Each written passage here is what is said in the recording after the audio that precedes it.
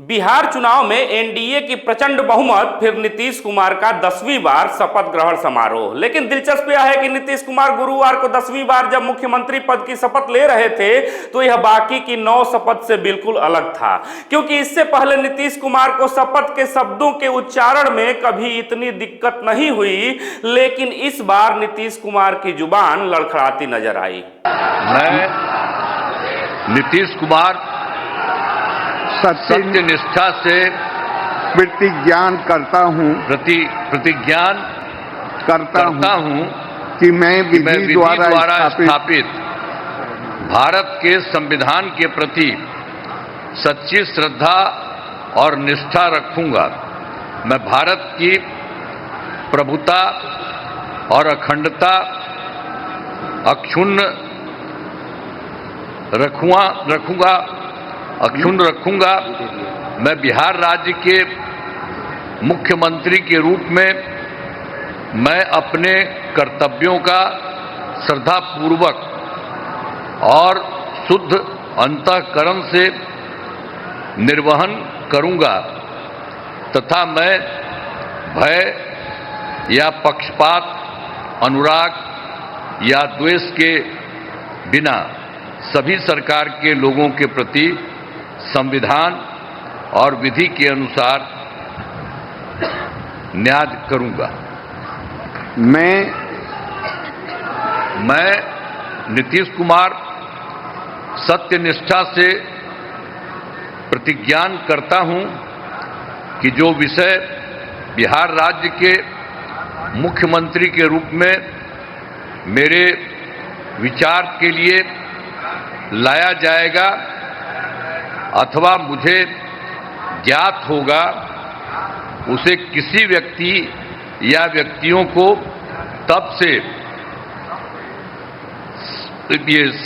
सिवाय जबकि ऐसे मुख्यमंत्री के रूप में अनेक कर्तव्यों के सम्यक और निर्वहन के लिए ऐसा करना अपेक्षित हो, मैं प्रत्यक्ष अथवा अप्रत्यक्ष रूप से संसूचित या प्रकट नहीं करूंगा।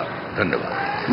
बहरहाल इस बार नीतीश कुमार की नई टीम में बड़ी तादाद में नई पीढ़ी के लोग भी शामिल हुए हैं, जिसमें सबसे प्रमुख नाम है श्रेयसी सिंह, क्योंकि कभी जेडीयू के भीतर दिग्विजय सिंह अहम समाजवादी नेताओं में से एक थे और अब बीजेपी से दिग्विजय सिंह की बेटी श्रेयसी सिंह मुख्यमंत्री नीतीश कुमार की नई कैबिनेट में शामिल हुई हैं।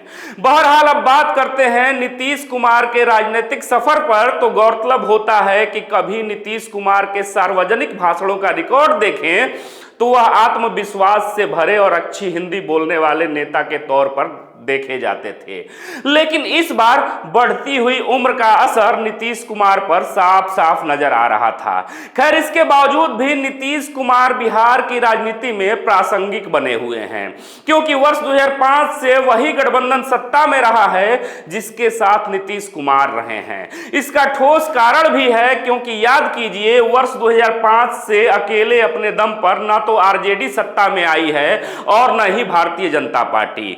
ऐसे में सवाल उठता है कि क्या नीतीश कुमार का बिहार में कोई विकल्प नहीं है? आखिर नीतीश कुमार तमाम मुश्किलों के बावजूद भी हर चुनाव में इतने प्रासंगिक कैसे बन जाते हैं? तो आइए डालते हैं एक नजर नीतीश कुमार की प्रासंगिकता के ऊपर। दरअसल वर्ष 2020 के चुनाव में तीसरे नंबर यानी 43 सीट लाने के बाद भी भारतीय जनता पार्टी ने नीतीश कुमार को ही मुख्यमंत्री बनाया। वहीं वर्ष 2025 के विधानसभा चुनाव में भी बीजेपी सबसे बड़ी पार्टी बनी, लेकिन मुख्यमंत्री नीतीश कुमार को ही बनाना पड़ा। आखिर क्यों? तो आपको बता दें कि नीतीश कुमार बिहार ही नहीं बल्कि पूरी भारतीय राजनीति में एक दिलचस्प किरदार के रूप में देखे जाते हैं, क्योंकि नीतीश कुमार बिहार में सबसे ज्यादा वक्त मुख्यमंत्री के तौर पर रहे और अब उन्होंने एक बार फिर से मुख्यमंत्री पद की शपथ ले ली है। जबकि बिहार की राजनीति में देखें तो यहां 3 बड़ी पार्टियां हैं, आरजेडी, बीजेपी और जेडीयू। जहां आरजेडी में लालू प्रसाद यादव और राबड़ी देवी के शासनकाल को विपक्षी पार्टियां जंगल राज कहकर आलोचना करती हैं, वहीं भारतीय जनता पार्टी खुलकर हिंदुत्व की राजनीति करती है। लेकिन इसमें सबसे दिलचस्प यह है कि जेडीयू इन दोनों पार्टियों के साथ अपने लिए मध्यम मार्गी रास्ता खोज लेती है। शायद यही कारण है कि साल 2003 में अस्तित्व में आई जेडीयू और नीतीश कुमार अपनी पार्टी के संख्या बल के साथ कभी आरजेडी और कभी भारतीय जनता पार्टी के साथ गठबंधन में चले जाते हैं और सरकार बना लेते हैं, जिसका परिणाम यह भी है कि नीतीश कुमार करीब 2 दशक से बिहार प्रदेश के मुख्यमंत्री हैं। जबकि देखा जाए तो बिहार की राजनीति सदैव से जाति प्रधान रही है, लेकिन नीतीश कुमार इसे कास्ट टू कास्ट क्लास की ओर ले जाते हैं, क्योंकि नीतीश कुमार ने विकास को केंद्र में रखकर राजनीति की, साथ ही साथ उन्होंने जातियों की गोलबंदी भी किया। लेकिन जातिगत गोलबंदी में सबसे दिलचस्प यह रहा कि नीतीश ने अपने कार्यकाल में जातिगत नहीं बल्कि नीतिगत फैसले किए, जो उन्हें बिहार की राजनीति में सबसे अलग दिखाता है, प्रासंगिक बनाता है।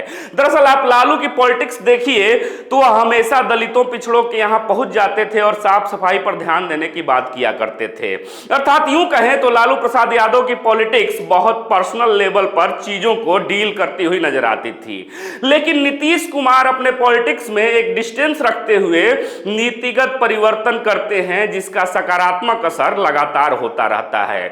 वहीं गौरतलब यह भी है कि लालू प्रसाद यादव जिस जाति से ताल्लुक रखते हैं उसकी आबादी बिहार में 14% है, जबकि नीतीश कुमार की कुर्मी जाति तो महज 2.87% ही है। वहीं अगर कुर्मी के साथ कोयरी को भी जोड़ दिया जाए तो यह आंकड़ा तकरीबन 7% है। लेकिन नीतीश कुमार ने लवकुश समीकरण यानी अपने साथ केवल कोयरी और कुर्मी को ही नहीं जोड़ा, बल्कि महिलाओं और अति पिछड़ी जातियों को भी जोड़ने में सफलता हासिल किया है, जिसका नतीजा है, जिसका परिणाम है कि इस बार भी जेडीयू का वोट शेयर 19% से ज्यादा है।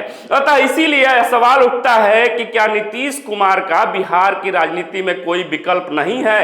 यही कारण है कि वह आज भी प्रासंगिक बने हुए हैं। इस पर आपकी क्या प्रतिक्रिया है? जवाब जरूर दीजिएगा। फिर से मिलेंगे एक नए वीडियो में, तब तक देखते रहें खबरों खिलाड़ी। जय हिंद, जय भारत।